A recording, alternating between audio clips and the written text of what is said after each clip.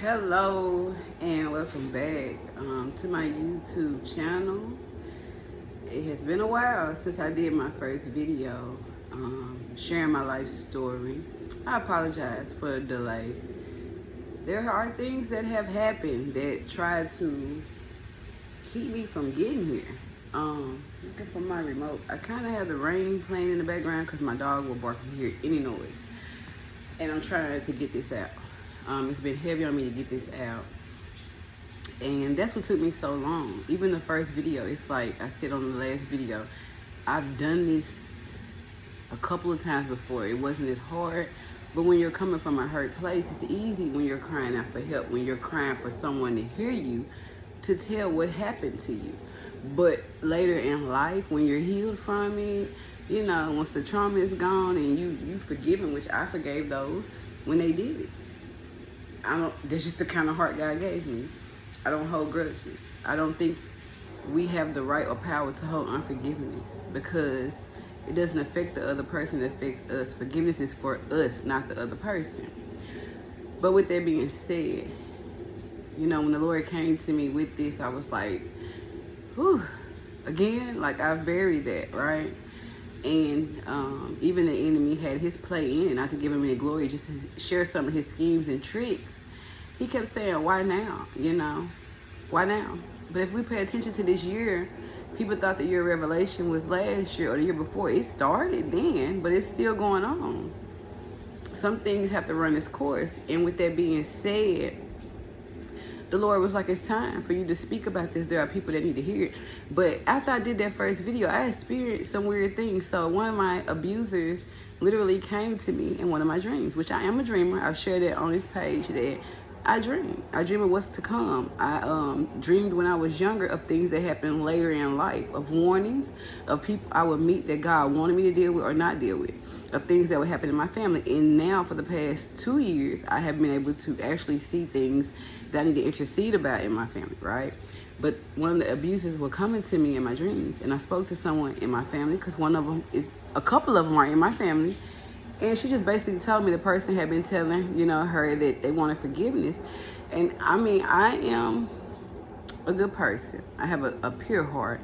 But I love people, but I'm also a comedian. I have to make a joke sometimes. And I just told her, I said, you know, tell him he don't have to come in my dreams. He could actually call me. He can text me. You know, he can meet up with however he want to apologize, however he wants forgiveness. I've already forgiven him. See, the thing about forgiveness, when you forgive a person, all the time they don't feel forgiven. Because they still got to deal with their guilt, their shame, their fear of what may come, right? Because it depends on where they are with God. Because the enemy put all that on you. But let's get into what we were talking about, which I'm starting this page by sharing my testimony to show you all, you know, my journey. God wants me to let people know that everybody didn't come here and not do nothing. Everybody didn't come here and not experience nothing because we're all born sinners. So if anyone tell you, I ain't never did this or I ain't never did it, okay, fine. How strong is your testimony? How powerful, you know, is your testimony? I'm not saying that it's okay to dibble and dabble, but when I'm breaking down, some of us just have their role laid out. Myself, I'm one of them. I'm an example. I was born into all of these things, right? I talk to God about it all the time still. Even though I'm healed, I say, God, why was I born into so much and have to fight so much to come out? Let's get into the word. So I think I left off in the last video where I explained what happened to me in middle school, where I had to have the surgery, the reconstructive surgery. I could not go back to school because when I did go back, everybody was picking on me. They were saying I lied on the young man, which I didn't even tell. The only reason, you know, like I said in the last video, anyone found out what happened to me was because I ended up in a hospital. And I dealt with a heavy spirit of fear, which I did not know what that was at that age. But the spirit of fear would tell me, be quiet. The spirit of fear would tell me, don't speak up. The spirit of fear would tell me, you wanted this, you deserve this. Okay, where's your family? Where are your protectors? Why are you with these type of people? So I kept going to school on and off, and I started skipping, you know, trying to hide. I didn't want my mom to know. Things did not get better after that because my V was gone. Purity was gone. And people knew that. And what we don't understand is all spiritual. That's why as I share my story, I will always talk about the spiritual side of it, the God things, the enemy things that he does. Because the enemy has a plan for your life and God has a plan for your life. What route you take depends on you, right? Which voice you adhere to. But even regardless of which road you're on, you're going to experience different things. So after that, as I got older, I understood this. After that happened, and the spirits in these people in my family were aware that I was no longer in that pure state, they knew they had an open door. We talk a lot about open doors. Well, that was an open door.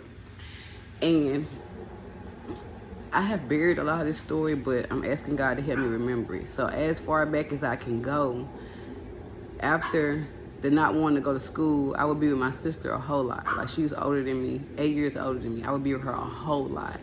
And that's where I would experience a lot. And I was in church. You know, my mom would make us go to church. She would teach us the prayer, but our family was very dysfunctional. It was not the family where you're going to church and you're coming home to a church life. You're going to church, but you're coming home to the worst life. I'm going to stop it here, and I'm going to add a part 3.